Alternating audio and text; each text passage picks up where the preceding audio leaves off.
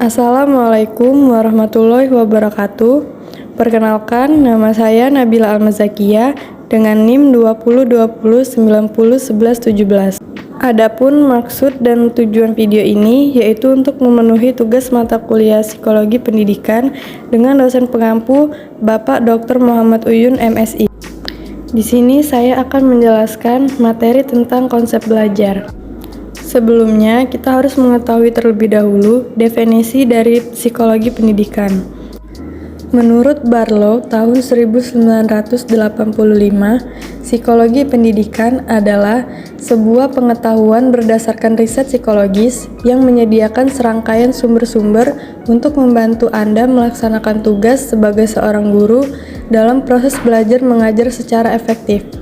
Selanjutnya, pengertian dari belajar. Apa itu belajar?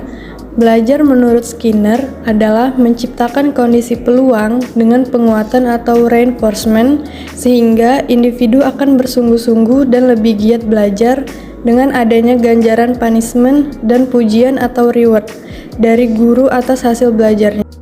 Ahli psikologi membedakan perbuatan belajar menjadi beberapa jenis menurut cirinya masing-masing. Yang pertama yaitu belajar abstrak. Belajar abstrak ialah belajar yang menggunakan cara-cara berpikir abstrak untuk memperoleh pemahaman dan pemecahan masalah-masalah yang tidak nyata. Termasuk dalam jenis belajar ini adalah belajar matematika, astronomi, filsafat, materi pembelajaran akidah yang memerlukan peranan akal yang kuat di samping penguasaan atas prinsip, konsep, dan generalisasi. Jenis belajar abstrak menitik beratkan pada peranan akal dan penguasaan prinsip, konsep, dan generalisasi. Belajar abstrak termasuk dalam prinsip penerapan dalil, hukum, atau rumus, dan konsep mencakup definisi, identifikasi, klasifikasi, dan ciri-ciri khusus. Sedangkan generalisasi adalah menarik kesimpulan yang representatif dan berlaku secara umum atas fakta yang diamati. Yang kedua, belajar keterampilan. Belajar jenis ini adalah belajar dengan menggunakan gerakan-gerakan motorik, yaitu berhubungan dengan urat-urat saraf dan otot-otot neuromuskular, yang bertujuan untuk memperoleh dan menguasai keterampilan-keterampilan jasmania tertentu. Termasuk belajar dalam jenis ini adalah olahraga, musik, menari, melukis, memperbaiki benda-benda elektronik, dan sebagian materi pembelajaran agama seperti ibadah sholat dan haji. Yang ketiga, belajar sosial. Belajar sosial pada dasarnya adalah belajar memahami masalah-masalah dan teknik-teknik untuk memecahkan masalah-masalah sosial. Tujuannya adalah untuk menguasai pemahaman dan kecakapan dalam memecahkan masalah-masalah sosial, seperti masalah keluarga, masalah persahabatan, masalah kelompok, dan masalah-masalah lainnya yang bersifat kemasyarakatan. Belajar jenis ini dimaksudkan untuk mengatur dorongan hasrat pribadi demi kepentingan bersama dan memberi peluang kepada orang lain atau kelompok lain untuk memenuhi kebutuhannya secara berimbang dan proporsional. Selanjutnya yang keempat yaitu belajar pemecahan masalah. Belajar pemecahan masalah atau problem solving pada dasarnya adalah belajar menggunakan metode-metode ilmiah atau berpikir secara sistematis, logis, teratur, dan teliti untuk memperoleh kemampuan dan kecakapan kognitif dalam memecahkan masalah secara rasional, lugas, dan tuntas. Dalam belajar pemecahan masalah menuntut kemampuan dalam menguasai konsep-konsep, prinsip-prinsip, generalisasi, dan tilikan akal.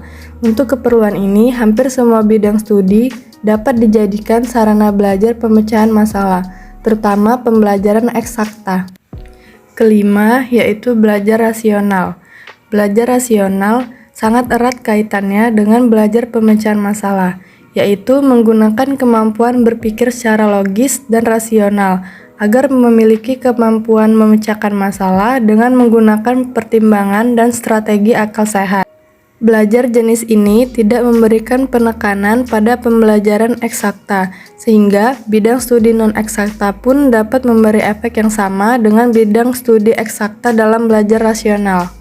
Keenam, belajar kebiasaan.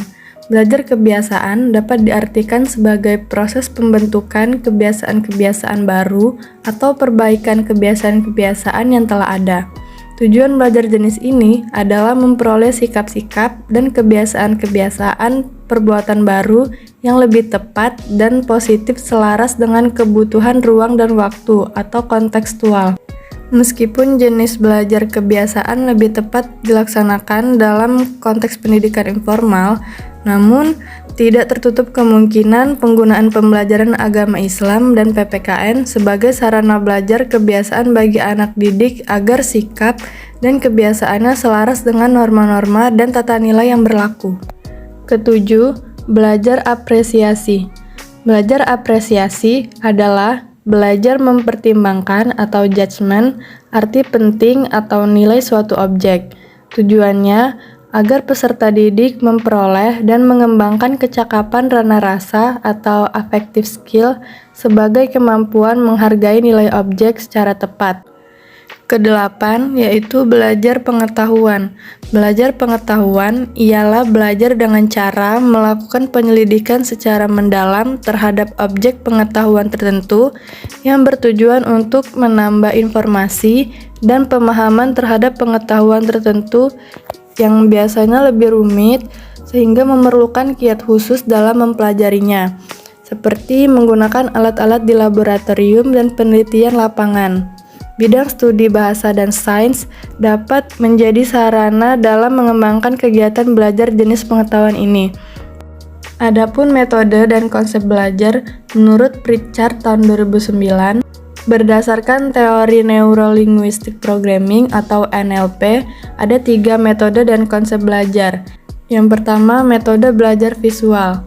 Orang yang menggunakan metode belajar visual lebih cenderung untuk belajar melalui apa yang mereka lihat. Mereka memiliki daya ingat visual yang lebih baik dan lebih menyukai informasi yang disajikan secara visual, seperti dalam bentuk diagram, grafik, peta, poster, dan presentasi misalnya.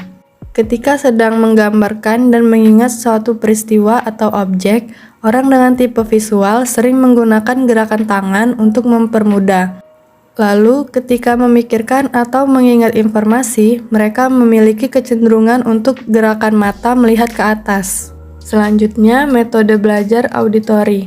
Metode belajar auditori diasosiasikan dengan aktivitas mendengarkan. Orang-orang dengan metode belajar auditori memiliki daya ingat pendengaran yang baik.